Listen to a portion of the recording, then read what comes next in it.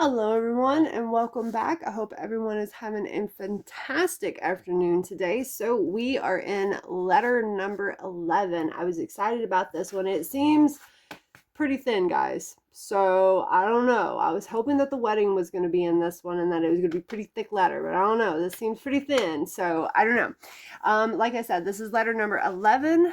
So, and this is the Adelaide Magnolia series.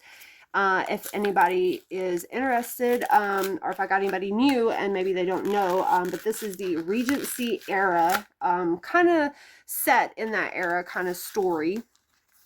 Every story that they have is different and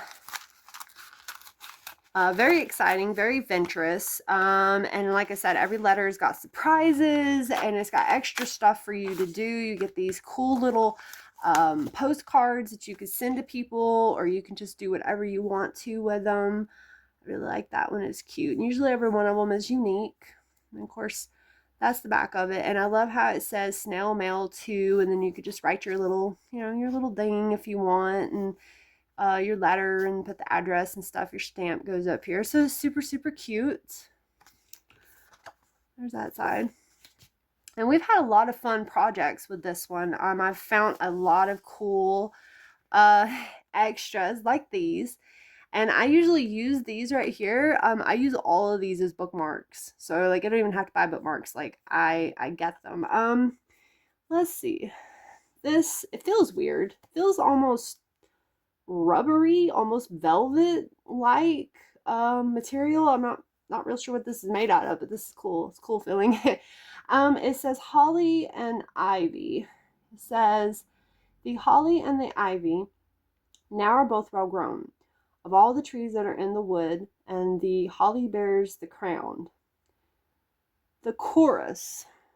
Rising of the sun, the running of the deer, the playing of the merry organ, sweet singing of the choir. The holly bears a blossom, white as the lily flower. And Mary bore sweet Jesus Christ to be our sweet Savior. The holly bears a berry, as red as any blood, and Mary bore sweet Jesus Christ to do poor sinners good. The holly bears a prickle, as sharp as a thorn, and Mary bore sweet Jesus on Christmas Day in the morn. The holly bears a bark, as bitter as any gall, and Mary bore sweet Jesus for the freedom as all. The holly and ivy now are both well grown. Of all the trees that are in the wood, the holly bears the crown. Okay, so this is like some kind of song lyric, or course or something. Let's see, down here it just says, printed by H. Wordsworth, Birmingham, 1814 to 1818, public domain. That's all it says at the bottom, but this is some kind of song or chorus or something. But that's super cute, and like I said, I use these as bookmarks. And this is a sticker. So they gave us a cute little sticker, so you could do whatever you want to with this one. And, well, besides the letter, and like I said, the letters seem pretty thin. Oh, this is neat. And it says Windermere in the back of it. So I just kind of wonder if this letter is going to be from him.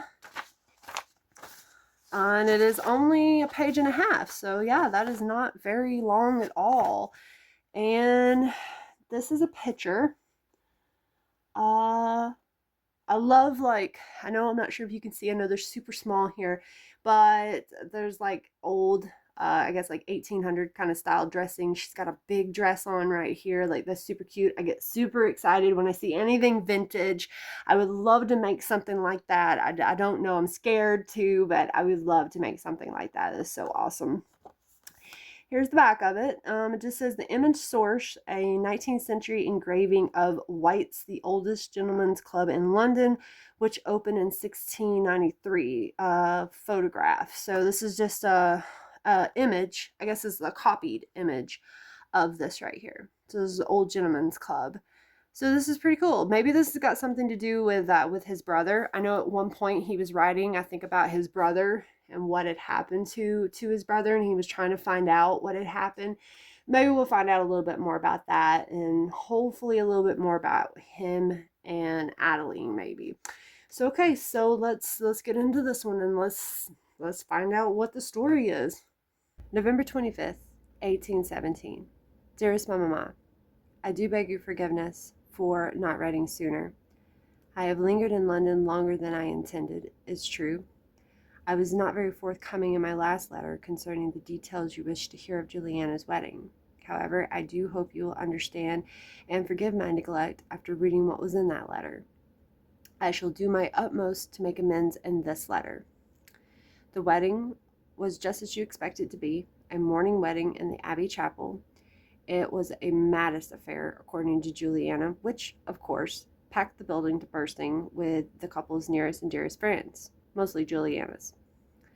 It included decorating at the Abbey that required my gathering every rose that could be spared from every hothouse in Devon.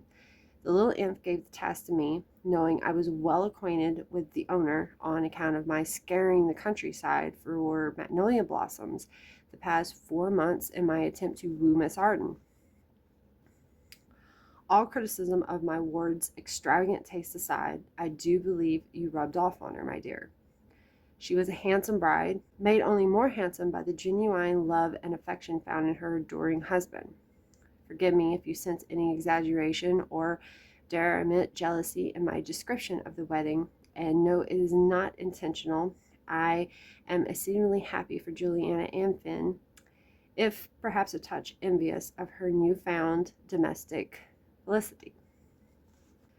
Which is why I wish to thank you for your letter, my dear. It finally reached me in St. James Street, where, as you rightly guessed, I have been shamelessly licking my wound at White's.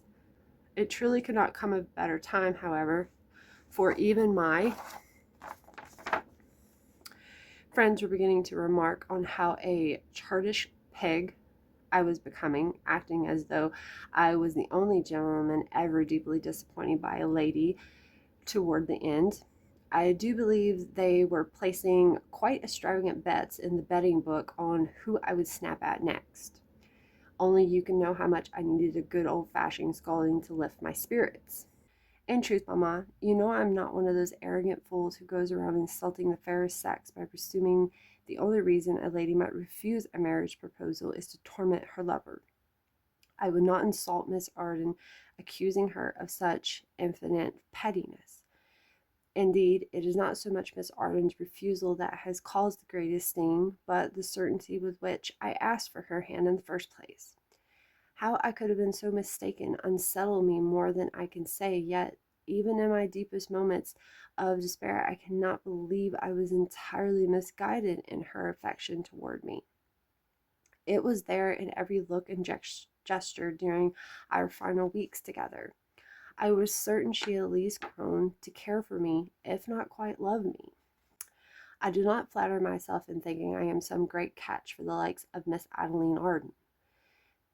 Nor do I do her the injustice of allowing my own vanity to drive me intentionally toward her.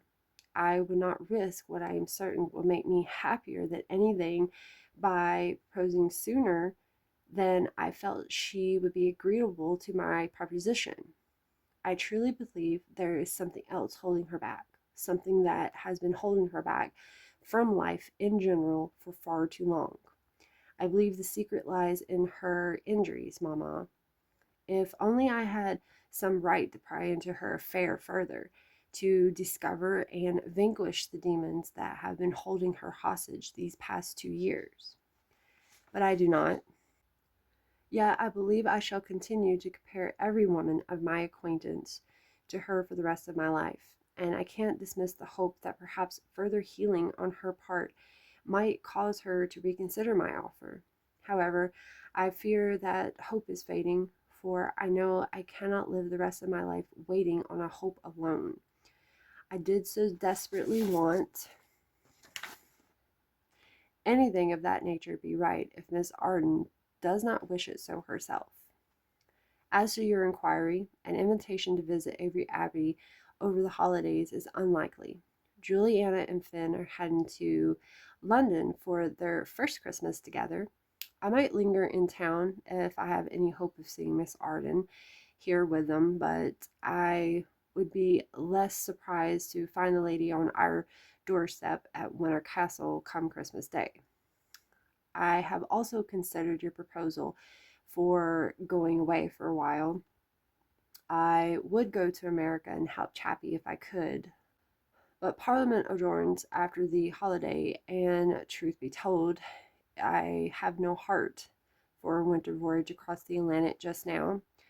No, I shall stay here and attend my duties and learn to bear my disappointment like a proper gentleman, as I believe you so elegantly put it. Do not worry for me, Mamma. It may take longer than I care to admit to recover from this disappointment, but I shall be myself again. In the meantime, we have Christmas to distract us from all the melancholy. You must know I would never leave you alone at such a time. I am generally looking forward to a quiet Yuledale with you at Winter Castle. You are all the society I desire after 4 months of being constantly in it, even if such members of that society were greatly in my liking. So, March 2, my dear, gather your holly and ivy, deck the halls, and send my steward out to the old ash wood for the Yule log. I shall meet you at home in a fortnight, and there I will greet you with the happiest of Christmas salutations. Your affectionate son, Liam. So, like I usually tell you guys down here in red, you guys can go to the flowerletter.com website and you can get on there. You can search through all the letters and you can find what letter you're on. You can go in and any words that were highlighted, if you are curious about them or you want to know more about them or more into the story, you can go on there and you can look them up. I think that he is very understood about her. Like, I believe he is mistaking, and I'm hoping that this whole situation works out between him and her. Like, maybe somebody will dig deeper into Miss Arden's past and maybe try to help the situation there, because I do really feel bad for him. Just kind of about the whole situation. I don't think he really understands it. So I'm really kind of feeling bad for him here, and I mean, she really kind of, I don't know, needs to make amends somehow, or maybe we'll find out in the next letter. It's kind of up and down. We're kind of hearing from different sides here about exactly what is going to happen. But I do know that before we finish this letter, like at the end of this letter, it is going to be a happy ending. Like, we are going to figure out the mystery of her, and they are going to get together. We are going to have a happy ending in this story. So you guys do let me know what you think about it. I am enjoying them greatly. And I do kind of like the short letters a little bit better than the long ones. But I do enjoy every single letter, and I love how they're all unique and how the papers are different. I just love that. I love the stationery papers that they use and stuff. But like I said, this story has been absolutely great. I can't wait to hear how his Christmas went. Hopefully we'll hear that in the next letter, or we'll move, maybe into the next year, their year, and we'll find out, more about what is happening.